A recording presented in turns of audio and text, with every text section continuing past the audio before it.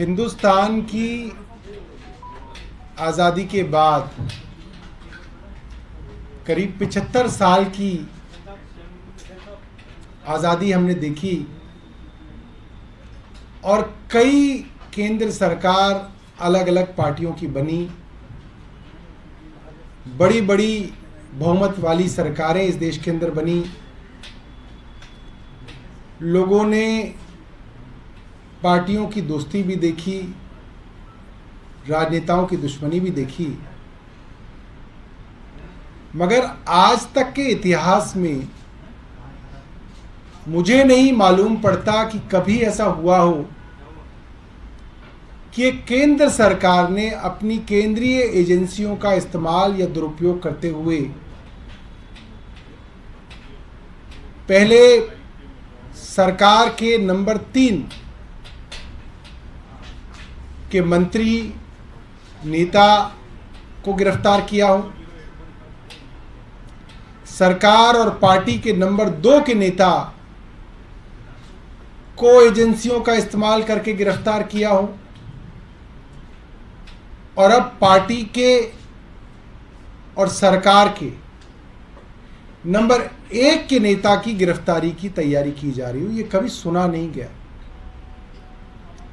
कि अब केंद्र सरकार मुख्यमंत्री जी की गिरफ्तारी की तैयारी कर रही है।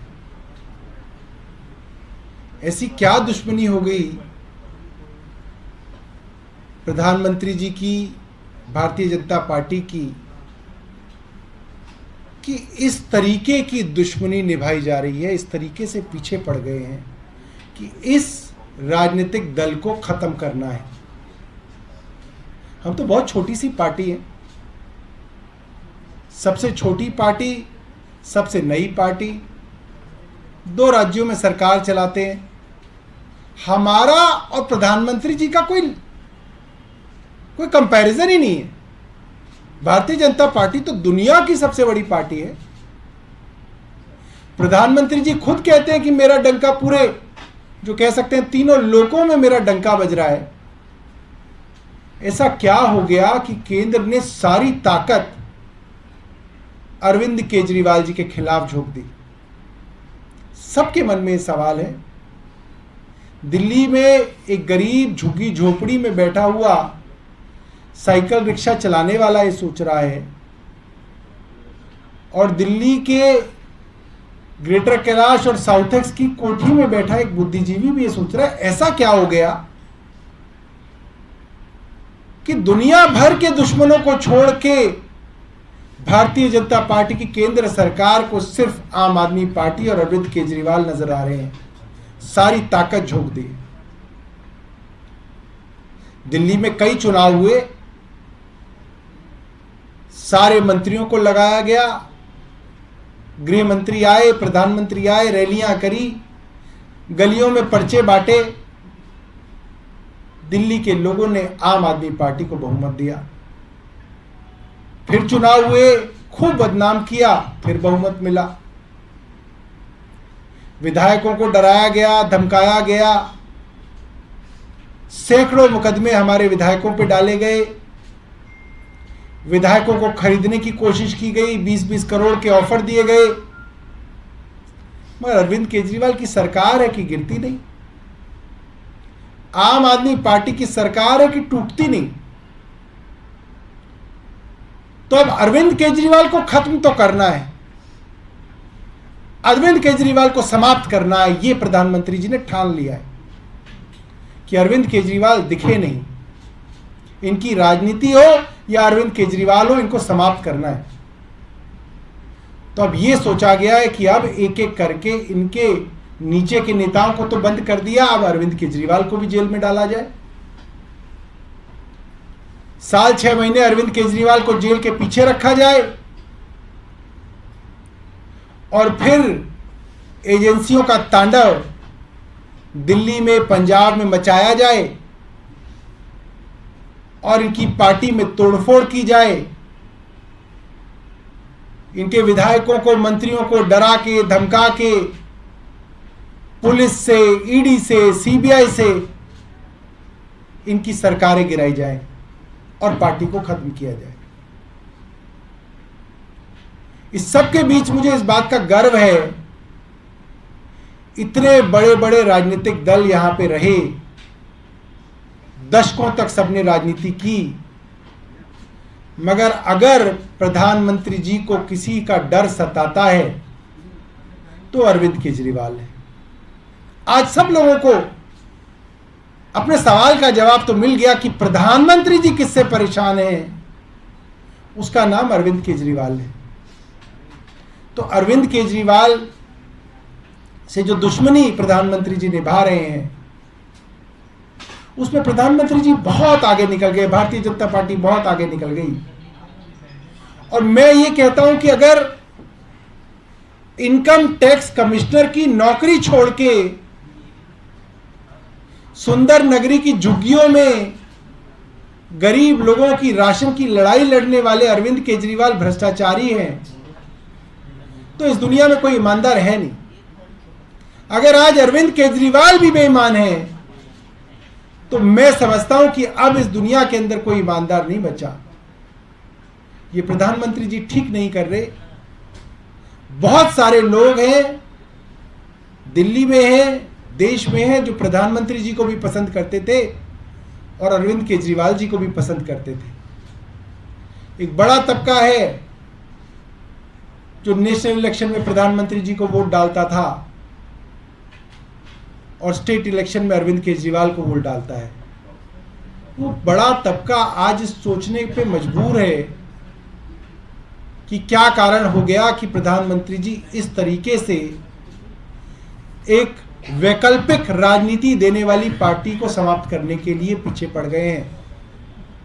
और जो भी आदमी इसके बारे में सोचता है उसको लगता है प्रधानमंत्री जी अन्याय तो कर रहे हैं और घोर अन्याय कर रहे हैं, एक पार्टी को समाप्त करने के लिए पूरी ताकत इस्तेमाल कर रहे हैं, और ये ठीक नहीं है। बहुत बहुत धन्यवाद। आपके पास कोई प्रश्न हो तो आप पूछ सकते हैं।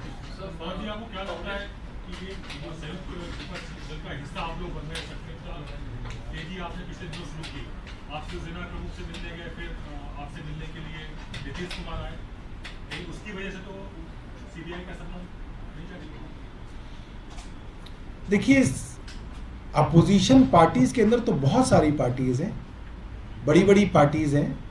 हम तो कुछ भी नहीं, हम तो बहुत छोटे प्लेयर हैं।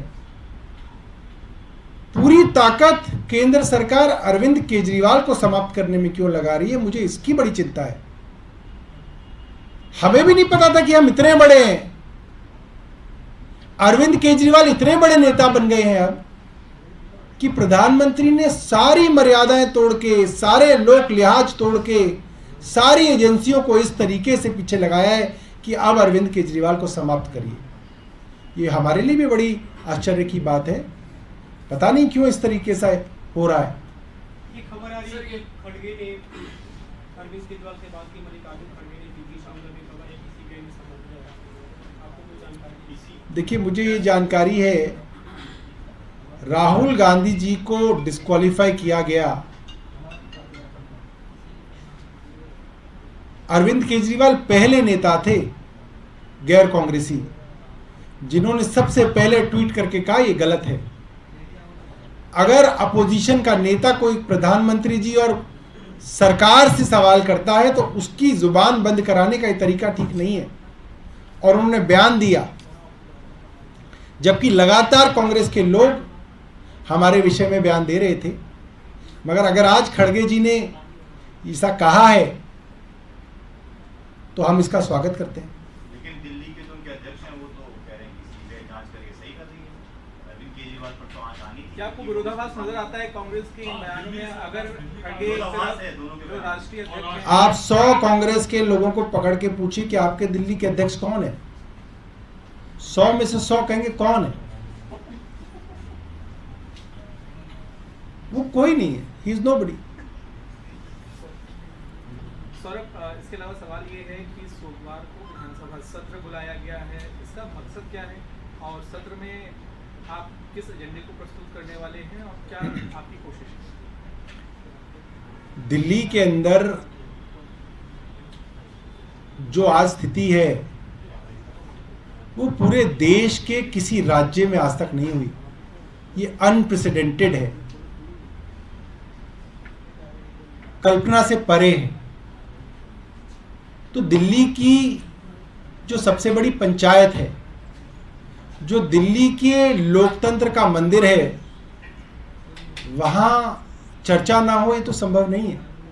ये चर्चा तो आपकी मीडिया की जनरल चर्चा है, मगर जो असली आधिकारिक चर्चा है, जो दिल्ली के कोने कोने से चुने हुए विधायक हैं, जो उस कॉन्स्टिट्यूंसी को रिप्रेजेंट करते हैं, वो चर्चा असली चर्चा है, वो दिल्ली की चर्चा है, वो दिल्ली के लोगों की चर्चा है कि दिल्ली के चुने हुए प्रतिनिधि इस नई सिचुएशन के लिए क्या बात करते हैं। मुझे लगता है इस विषय में जो है विधानसभा बुलाई गई है और वहां उसकी चर्चा होगी। सर, अभी ऑपोजिशन की यूनिटी देखने को मिली, पार्लियामेंट में भी देखा किस तरीके से जेपीसी की डिमांड पे ऑपोजिशन एक साथ था। तो क्या कुछ ऐसी प्लानिंग या डिस्कशन के ऑपोजिशन सीएम को लेके भी साथ आएगा या आगे मूवमेंट होगा? देखिए, हमें ये जानकारी नहीं है, मगर मुझे इतनी जानकारी है कि संजय सिंह जी के पास कई अपोजिशन के नेताओं के फोन आए, मैसेजेस आए। खुद मुख्यमंत्री जी के पास कई अपोजिशन के मुख्यमंत्रियों के और उनके अध्यक्षों के फोन आए, मैसेजेस आए। सब लोगों को चिंता है इस बात की कि ऐसा कभी देखा नहीं कि एक केंद्रीय सरकार इस तरीके से एक मुख्यमंत्री को गिरफ्तार करने की तैयारी कर रही हो। ये काफ़ी जो है हमारे लोकतंत्र के लिए जो है बड़ी चुनौती है।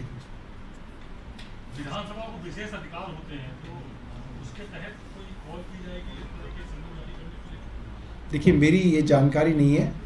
जो विधानसभा तय करे वो तो विधायकों के ऊपर है। जो विधायक तय करें, जो विधानसभा तय करे, वो विधानसभा के अधिकार है। कुछ पार्टियों नेताओं के नाम आप बता सकते हैं जिन्होंने समर्थन किया इस मुद्दे पे, जिनके कॉल आए जो आप बता रहे हैं? अब क्या मेरे को कुछ रुके तो नाम पता है, अब जिनके बता दूंगा, जिनके छोड़ दूंगा, वो कहेंगे हमारा नाम नहीं लिया सौरभ जी ने, तो क्या है वो बिना बात कष्ट होगा उनको। तो सबका नाम लेके मैं आपको बता दूंगा। विपक्षी दलों के लोगों ने मतलब फोन करके समर्थन किया है? समर्थन क्या कह सकते हैं, इसको तो कह सकते हैं चिंता है। अब हमारे घर अगर हमारे बारे में इस तरीके की कोई सूचना है तो कोई रिश्तेदार फोन करके ये तो कहेगा नहीं कि हम समर्थन करते हैं आपका। वो आदमी यही कहता है कि भाई ये परेशानी का समय है और ये गलत हो रहा है आपके साथ, ऐसा नहीं होना चाहिए।